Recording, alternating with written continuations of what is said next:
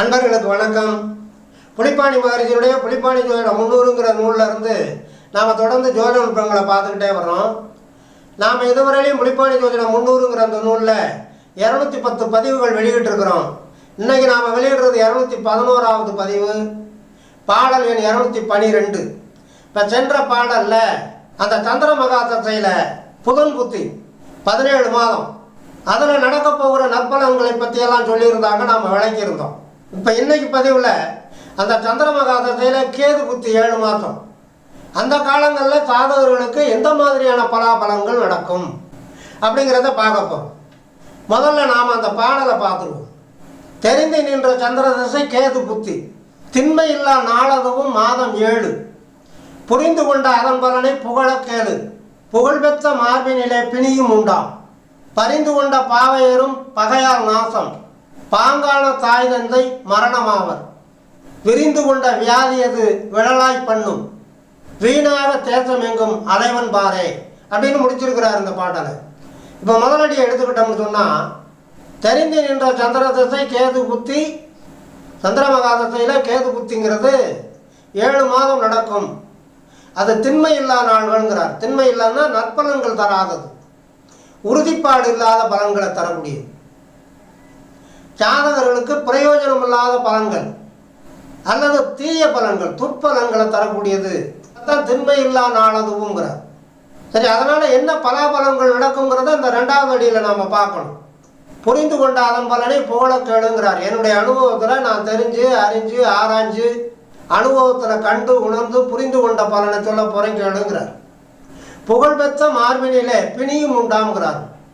அப்போ சந்திரதசையில் கேது புத்தி நடக்கிற காலத்தில் அந்த ஜாதகர்களுக்கு இதய நோய் பாதிப்புகள் வர வாய்ப்பு உண்டு. சந்திர பகவான் காலபுருஷ தத்துவப்படி அந்த 4வது ராசி வீடான கடகத்துக்கு அதிபதி, 4ஆம் இடம் இருதயம். அப்போ இருதயஸ்தானத்துக்கு அதிபதியாக இருக்கக்கூடிய அந்த சந்திரனுடைய திசையில் சந்திரனுக்கு ஜென்ம பகையாக வழங்கக்கூடிய கேது பகவானுடைய புத்தி, அதனால் இருதய நோய் வர வாய்ப்பு உண்டுங்கிறார். அதனால தான் சந்திரனை நாம் மனோகாரகன்கிறோம், 4ஆம் இடத்துக்கு அதிபதியாக இருக்கிறதுனால.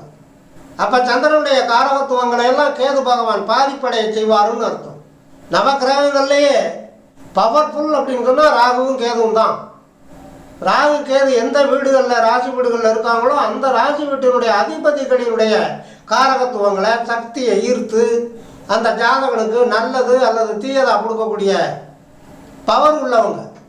சந்திரன் கேதுவுக்கு ஜென்ம பகைங்கிறதுனால நேர ஆப்போசிட்டாக கெடுதலான பலனை தான் தருவார் அப்படிங்கிறத இங்கே புலிப்பாணி நமக்கு பதிய வைக்கிறார். புகழ்பெற்ற மார்பினிலே பிணியும் உண்டாம். அடுத்து 3வது அடியில் சொல்கிற போது பரிந்து கொண்ட பாவையரும் பகையால் நாசம்ங்கிறார். தன் வாழ்வை கெடுத்துக்கிறது மட்டும் இல்லாமல் அப்போ அந்த ஜாதகருடைய மனைவியினால் அந்த ஜாதகருக்கு பெருத்த துன்பம் விளையும். இப்படி பல விதத்தில் அந்த ஜாதகருக்கும் அந்த ஜாதகருடைய மனைவிக்கும் வாழ்க்கை பாதிப்பு உண்டாகும் அப்படிங்கிறார். அடுத்து அதே 3வது அடியில் 2வது வரியாக சொல்லும்போது பாங்கான தாய் தந்தை மரணமாவார், மரணம் அடைவாங்க, இல்லைன்னா மரணத்துக்கு ஈடான கண்டங்களை சந்திப்பாங்க, மனநோய்கள்னால பாதிக்கப்படுவாங்க. அடுத்த 4வது அடியாக சொல்லும்போது விரிந்து கொண்ட வியாதி, அது ஏற்கனவே இருக்கக்கூடிய கர்ம வினைகளால் வரக்கூடிய வியாதி அந்த ஜாதகருக்கு அது விரிந்து கொண்டுனா அபிவிருத்தி ஆகும், விழலாய் பண்ணும், உடம்பை சேதம் பண்ணும், உயிருக்கு சேதத்தை கொடுக்கும், வாழ்க்கையை நாசம் பண்ணும், ஆரோக்கியத்தை கெடுக்கும், ஆயுளை கெடுக்கும் அப்படின்னு அர்த்தம். விழலாய் பண்ணும். இது தவிர அந்த 4வது அடியில் 2வது வரியா இறுதியாக சொல்லும்போது வீணாக தேசம் எங்கும் அலைவன் பாரே அப்படிங்கிறார். சித்தர்கள் கூட தான் தேசம் எங்கும் அலைகிறாங்க, அவன் சித்தனை அலையில பராரியா அலைவான் அப்படிங்கிறார்.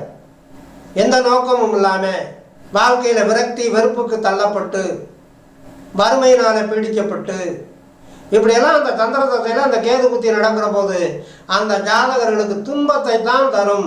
அதற்கான வழிபாடு பல கோயில் போக சொல்லு, பல தீர்த்தம் ஆட சொல்லுன்னு பெரியவங்க சொல்லுவாங்க.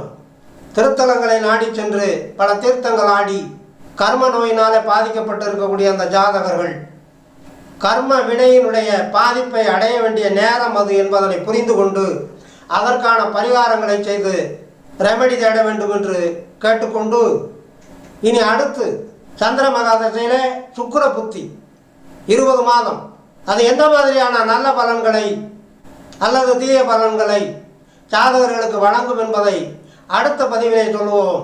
தொடர்ந்து வாருங்கள், ஆதரவு தாருங்கள் என்று கேட்டு இந்த அளவோடு நிறைவு செய்கிறேன். நன்றி, வணக்கம்.